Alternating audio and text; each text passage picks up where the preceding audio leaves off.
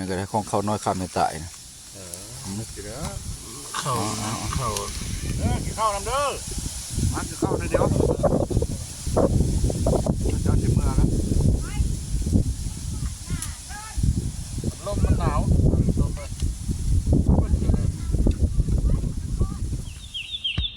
ทีมงานยังมาในหลังท่านผู้ชมโอ้ยเพิ่นว่าเฮาบ่มาโตถ้าเพิ่นท่าโตน้องนี้แหละท่านผู้ชมเนาะน้องบ่อน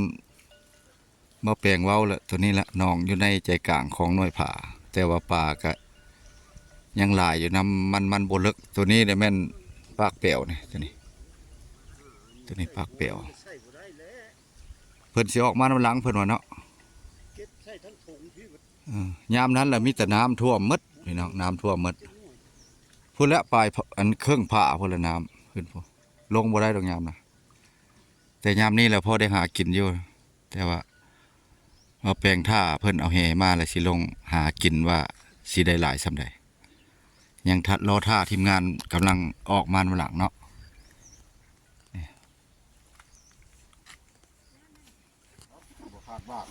แห่ที่เอามาอยู่เนาะข้าวจานเดียวนี่นะที่เฮ้ยพอวันพอเลาะนี่ได้กินง่ายย้อนอยู่ดอกวันพอเลาะบ่อยากมาได้ท่านผู้ชมคุ้มมาได้เพิ่นบ่อยากมาได้นี่วิวตกหลายแล้วท่านผู้ชมเบิ่งสิได้เอาแห่หากินง่ายเนาะเอาปลาเป้าตำมักหิน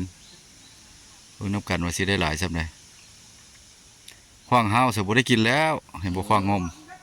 ขว้างแล้วก็ต้อมแห่ข้าวมักหินนั่นแล้วกัน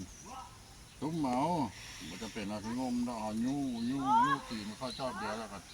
เอาตีมันฟ้านลักทางพื้นมันเท่าไหร่ลุกขึ้นมาเลยป้ามันจะยากแล้วกันมันมีอะไรป่าตอนบ่แป้งตึกเดี๋ยวบ่ได้ถ่ายให้เบิ่งพี่น้องให้พ่อบ้านถ่ายเพิ่นจับกล้องบ่ได้เนาะสิถ่ายให้เบิ่งว่าย่านว่ากล้องตกน้ำบ่แป้งตึกเพราะว่าสั้นมันสิได้กินข้าวจ้ำแก้วพี่น้องนี่ก็หาขึ้นมานี่สิให้เบิ่งคลองเนาะนี่ก็หาขึ้นมานี่หนาวพี่น้องแม่ใหญ่เพิ่นก็สิแกงเอาบ่นี่แม่ใหญ่แกงเอาเนาะโอ้เบิ่งดูคลองขึ้นมาละเยี่ยมคลองพอบ้านปิ้งเห็นอะไรกินอ๋อนี่ดิแล้วยังสิได้ท้ายยังโอ้ลมก็ลมพี่น้องลมแห้งลมก็ลมใส่ได้ลายเฉพาะเพื่อนนะที่ไหนโอ้ปลากระดุงหมดนี่หรือปลาซอดปลาซอดก็ได้อยู่ที่แกงเอาบ่ถ้าเฮาบ่ได้เอาหม้อมาอันนี้พี่น้องปลาสดบ้านเฮานี่คักเลยโอ้ยมื้อนี้ลมหลายอยากเข้ากับพ่ออยากเข้าพี่น้องเพราะว่าอากาศมันทึกป้องลมมันทั้งออกมาเลยเด้น้องพาติเนี่ยมันทั้งวิวมันทึกป้องลมเลยพี่น้องคนก็ขยะเนี่ยแหละมื้อนี้ก็เป็นวันอันพักผ่อนบ่อนปีใหม่ฮะเนาะแต่ว่าบางคนก็มาบางคนก็ยังเพียอยู่พี่น้องนี่มันคนโบราณมื้อนี้แต่ว่าน้องก็ปลาน้อยก็พอได้กินอยู่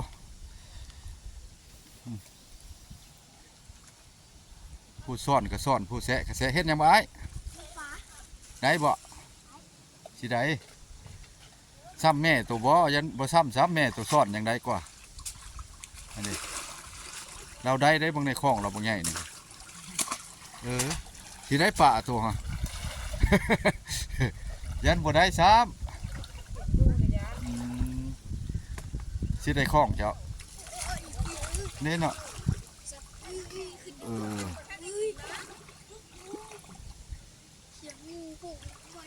ไม่เท่าใหญ่ตึกอยู่พุ่นไม่เท่าโซนมื่อนี้กะบ่ายแล้วมันอยากหนาวเพราะว่าผ่าแห้งนี้ในบ่าย1บ่าย2ถือว่าบ่จะเห็นตะเวนได้พี่น้องน้องพาติบนะมันอยู่กลางหนองเลยมันอยู่กลางหน้าผาเพิ่นแกงเอาแต่ว่าตีนข้าวก่อนพี่น้องใส่ ได้บ่ มาเยี่ยมคอกหมดเนาะ ที่ได้เอ้ยเบิ่งคอกเพิ่นก่อนทีมงานเฮานี่เพิ่นตึกไกลเดียวคอกนักแล้วได้นี่เอ้ย ไม่ยังกันน่ะห้อยบ่ลูก โว้โอเคพี่น้อง อันเนี้ยป่าเพิ่นนี่มีแต่ปลาเข็งบ่ปากนะป่าเราป่างามเด้สิล่ะพี่น้องพอได้กินบ้านเฮา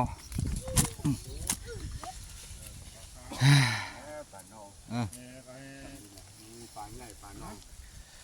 ที่ ใช่ทอกแล้วบ่นี่เราป่าบ่แปลงกันได้พี่น้องแห่ที่พอได้แก้อยู่ พอได้เจ้าได้เป้งอยู่แล้วได้เจ้าได้แกงอยู่ นี่ให้ผู้บ้านเฮ็ดให้เพิ่นแกงเอาบ่ได้ไหนนี่ เออ บ่ให้เอาหม้อมาก็บ่มา บ่ได้เอาหม้อมาเลย อ่า คือยันมันบ่ได้ป่าแน่ แกงดังไผแล้วบ่ เออ พอบ่ยานก็อย่าบ่แปลกนี่พอได้กินนะบ่ให้ยะหนาวก็อดลงปิ้งปลาพี่มันสูงแท้ลูกเอาลงรูปแน่ทาเกลือละไปทานะแม่บ่ทาเกลือก่อน ช่วงปลาเฮ็ดได้บ่สิช่วง มันสูงโพด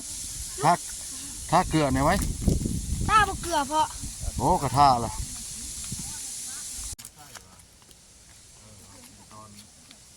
เที่ยงมันจะได้ซดน้ำบ่ได้เตรียมไปสั่งมา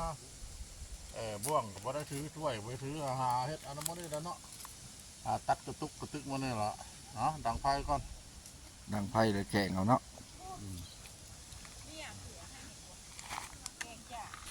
ให้เอาแป้งนัวมาแน่ป่านนั้น เอามาลายแล้วไหม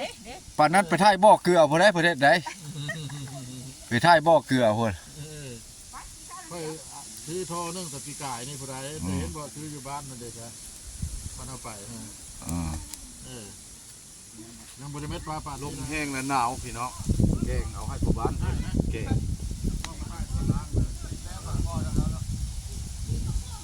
เพิ่นล้างป่าอยู่กำลังล้างป่า เก่งปลาไม้เก่งปลาไม้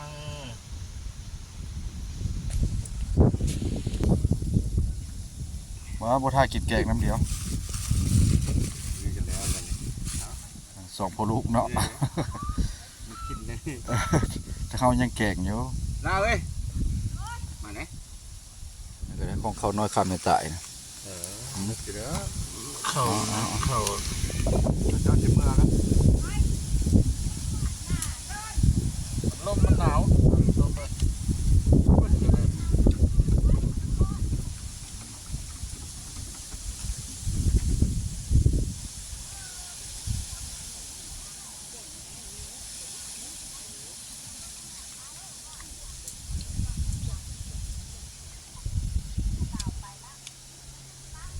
เดี๋ยวน้อยแดดเป็นผ่าน ผู้บ้านเพิ่นอย่ามองเป็นได้ถึกบ่ถึกอยู่บ่หลังจากกินข้าวกินน้ำแล้วก็สิได้กลับบ้านท่านผู้ชมเนาะเพราะว่ามามื้อนี้แล้วอันหม้อถ้วยก็บ่ได้เตรียมมาเพราะว่ามื้อหน้าถ้าเฮาสิเอาทีมงานผู้หญิงมาซ่อนมาหามันมื้อนี้มันหนาวหลายสิได้กลับบ้านผู้บ้านเพิ่นลงยามมองจักสิได้หรือบ่ได้คลิปวิดีโอนี้ก็ขอปิดไว้เพียงเท่านี้ท่านผู้ชมอันนี้น้องพาติบมันอยู่ในกลางผาเลยเนาะมันสิเป็นแบบเมืองเฟืองอยู่แขกขมวนเฮาเลยนะพี่น้องภาคเทิงพี่น้องทีมงานชาวไทยเฮา